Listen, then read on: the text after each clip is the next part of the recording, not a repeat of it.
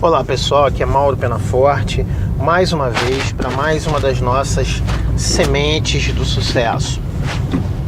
E essa semente de hoje eu estou gravando com um trânsito razoavelmente bom, mas com chuva, depois de muitos dias de um calor muito forte. De repente estamos tendo um dia de chuva em que talvez eu nem precise do ar-condicionado como a gente estava precisando esses últimos dias aqui de calor intenso. E eu não sei como é que é para você, mas para mim a chuva, um tempo um pouco menos quente, né? Porque aqui no Rio a gente não tem frio de verdade, mas um tempo mais fresco, vamos dizer assim, né?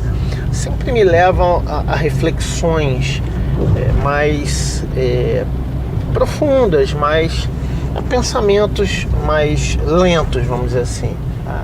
Em breve na nossa série aqui de sementes, nós vamos falar sobre os ciclos da vida, sobre os ciclos circadianos, né, que são os ciclos que nós temos de altos e baixos e que são naturais e que muitas vezes você não conhece e pensa que a sua motivação é flutuante. Não, são os ciclos naturais. Se você conhecer os seus ciclos, você já vai saber e vai parar de repente se recriminar por ter fases menos produtivas, né? Mas esse ainda não é o tema de hoje. Ao longo dessas nossas mensagens, nós estamos fazendo uma sequência, tá? Nós começamos falando sobre normalidade, sobre todas as coisas da nossa vida que não estão do jeito que nós queremos, que não estão do jeito ideal, mas que nós, de certa forma, nos resignamos, aceitamos como normal. E essa aceitação de normalidade dessas coisas dificulta bastante que nós consigamos mudá-las, né? Então, primeiro nós tomamos consciência da nossa normalidade.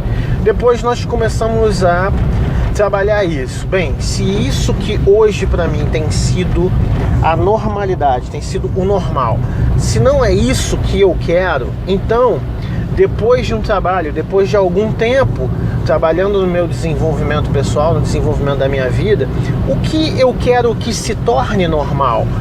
Ao final do ano, o que eu quero que seja normal, ao invés disso que foi normal agora no final desse ano, né? Qual é a nova normalidade que eu quero criar para a minha vida? E é claro que para que a gente consiga mudar efetivamente nossos hábitos, nossos pensamentos e nossos conceitos de normalidade, nós precisamos usar métodos que otimizem isso, né? E nessa última semente nós falamos justamente de uma das maneiras que mais aceleram o nosso crescimento, que é conviver com pessoas que vivem ou que estão vivendo o processo que nós pretendemos viver. Porque as pessoas com as quais a gente convive, através dos seus assuntos, do seu comportamento, das suas atitudes, dos seus pensamentos, elas nos influenciam. Por mais que você tenha uma personalidade forte, as pessoas com as quais você convive, elas vão te influenciar de alguma forma. E se essa influência, por mínima que seja, vai existir, é melhor que ela seja uma boa influência ou a melhor influência possível. Então eu até falei, vai procurar a tua turma, né? E hoje nós vamos falar sobre outra maneira de facilitar o processo de crescimento pessoal. Quando a gente vai arrumar um quarto, por exemplo, que está muito bagunçado, quando a gente vai arrumar uma casa que está muito bagunçada, ou uma empresa que está com as contas todas enroladas e está devendo, e está no vermelho e pode até vir a falir. Quando a gente vai arrumar, que a gente olha para aquele quadro caótico, para aquela confusão, para aquela desarrumação, a sensação que a gente tem é de sobrecarga. Meu Deus, é muita coisa para fazer, é muita coisa para acertar. E isso dá ao nosso cérebro, ao nosso sistema nervoso, uma impressão de que vai ser muito difícil ou impossível. E aí o que a gente faz? Administrativamente, por exemplo, numa empresa, o que a gente faz? A gente organiza as coisas, a gente parte uma tarefa grande em tarefas menores, a gente divide em sessões diferentes. Dentro de um processo administrativo existem métodos, você pode estudar para fazer isso, para organizar, para otimizar e tal. Mas dentro de um processo de crescimento pessoal, é você com você mesmo. É o teu cérebro com a tua mente, com a tua consciência, que são coisas diferentes, tá? E a gente também vai falar disso futuramente. Mas é você com você mesmo. E aí a gente tem que aproveitar ao máximo uma característica muito especial do nosso cérebro, que é a chamada memória de curto prazo. Se você já fez algum curso meu nessa área, ou PNL com neurociência, ou gestão emocional prática, você já teve contato com esse conceito que é muito fundamental.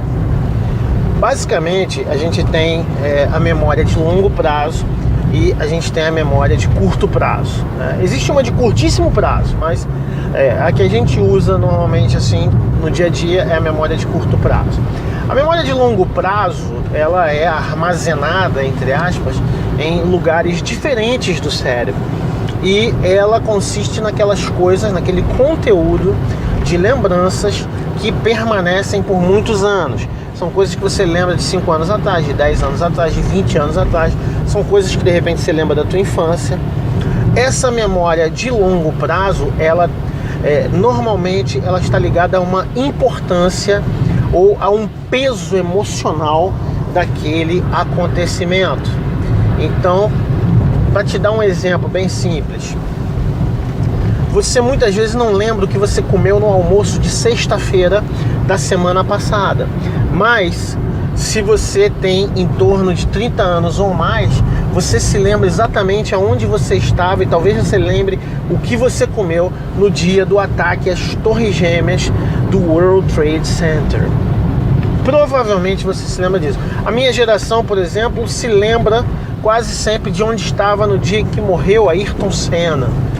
Tem pessoas de gerações mais recentes que lembram onde estavam na morte de Nelson Mandela, por exemplo, embora não tenha tanto impacto aqui para nós brasileiros, mas tem pessoas que eram muito ligadas a esse tipo de movimento. Então, é mais fácil você lembrar com clareza do que aconteceu no dia 11 de setembro de 2001 do que você lembrar do que você comeu na sexta-feira na hora do almoço. Porque aquilo que a gente come, as coisas que acontecem no dia a dia, a gente coloca na memória de curto prazo. Isso normalmente não vai ser armazenado. Por isso, por exemplo, quando a gente faz um programa de alimentação, de saúde, uma das coisas mais importantes é o diário de alimentação. Tudo que você come, tudo que você bota na boca tem que ser registrado ali, porque a gente não lembra. São coisas da memória de curto prazo. E essa memória de curto prazo é a que você está usando nesse instante, quando você está me ouvindo. Essas coisas que eu estou te falando, a não ser que você tenha uma ligação muito forte comigo, o meu irmão, por exemplo, de repente ele, poxa, o Maldo tá falando isso, que bonito, eu me lembro dele desde pequenininho e tal, né? Ou minha esposa, eu tenho uma ligação emocional talvez, mas mesmo assim, provavelmente não vai ser uma coisa que você vai lembrar para sempre, não. Só aquilo que você anotar. E quando a gente tem uma conversa, ou quando a gente assiste a um filme, quando a gente assiste a uma palestra, por exemplo, a gente não lembra de tudo que foi dito, de tudo que foi visto, mas a gente lembra das conclusões que a gente tirou daquela conversa, daquele filme, daquela palestra. É muito interessante. A gente normalmente lembra das conclusões.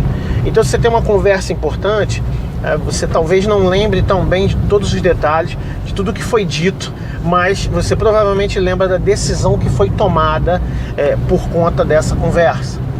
Porque algumas coisas têm uma prioridade maior e vão para a memória de longo prazo e outras ficam na memória de curto prazo. Então, tudo que você puder fazer para facilitar a vida do teu cérebro e deixar ele usar a memória de curto prazo livremente é bom. Aumenta a tua produtividade, aumenta o teu rendimento. Então, por que eu estou falando isso? O que tem isso a ver com arrumar a vida, com arrumar o quarto? Agora vamos fechar e você vai entender legal.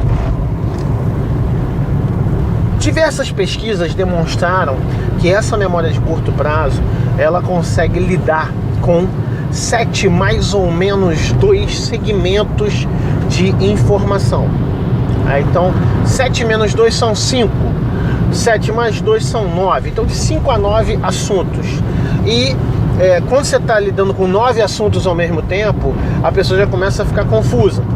Existe um princípio em influência, por exemplo, se você quer vender para um cara e você tem 3 pacotes, ele entende aquilo bem e ele decide.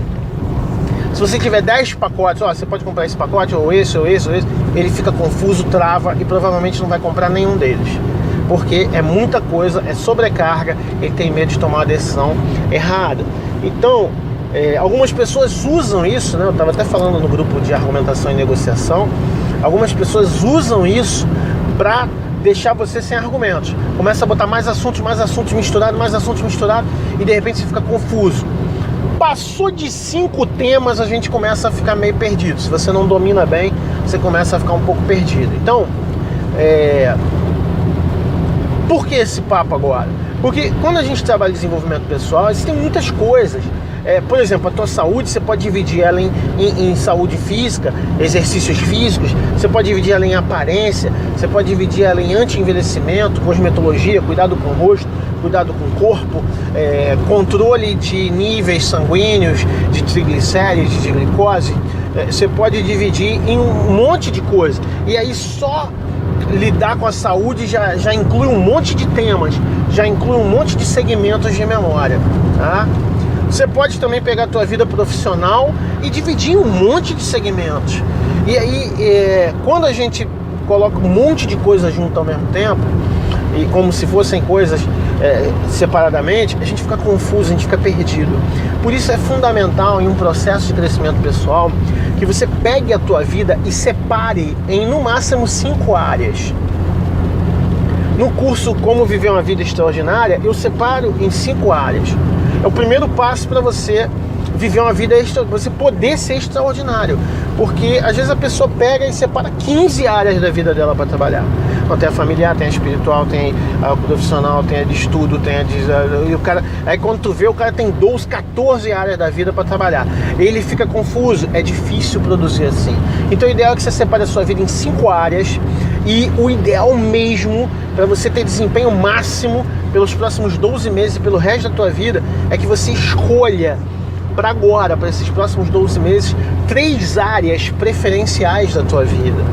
3 áreas preferenciais da tua vida. Então, Mauro, eu acho que hoje, emergencial na minha vida é o profissional, é o financeiro e é o familiar. Vai trabalhar saúde também? Fundamental trabalhar saúde, tem que trabalhar saúde. Mas de repente a tua saúde tá legal, é só você manter do jeito que tá. Você tá com uma boa aparência, você tá com bons índices sanguíneos, e é só manter do jeito que tá, que a coisa flui. Mas de repente a tua área financeira tá uma bagunça, e aí ela tem prioridade nesse momento, nessa virada, entende? Não é que você não tá fazendo esse detrimento de nada. Eu já trabalhei em um contexto de coaching com pessoas que a área mais importante é a espiritual.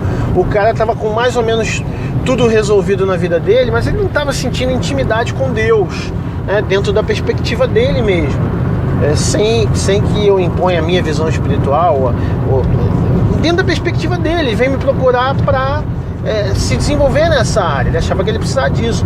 Outras pessoas falam: olha, Mauro, o financeiro tá legal, dá para melhorar, vou trabalhar o profissional, mas minha área familiar, cara, minha família tá desmoronando, eu dei mole nisso, naquilo, e deixei as coisas irem por um caminho e tal. Então só você pode saber quais são as áreas, como que você vai dividir também, né, a tua vida, e quais são as áreas que são prioridade para você trabalhar nesse próximo ano, tá? Existe o teu desenvolvimento pessoal, que é o teu desenvolvimento mental, e eu acho que você já valoriza isso pelo simples fato de você estar ouvindo esse áudio. Eu já acredito que você valoriza isso, tá? Existe a tua saúde, de repente você está acima do peso, de repente você está abaixo do peso, de repente você está sem resistência aeróbica, de repente você está com a pressão muito baixa, muito alta, descontrolada, de repente você está precisando resolver isso, de repente você está se achando feio, e quer trabalhar, quer fazer alguma coisa pela tua aparência. Então a área de saúde, de aparência, vai predominar. Existe a área familiar. Se você tem um casamento, como está o teu casamento? Como está o teu relacionamento com teus filhos? Como é você num papel de pai, num papel de filho, num papel de irmão? A gente avalia a nossa vida também pelos nossos papéis, como que a gente está exercendo, né? E essa é uma coisa que a gente trabalha muito no planejamento anual. Então, a área financeira, como é que está a tua vida financeira?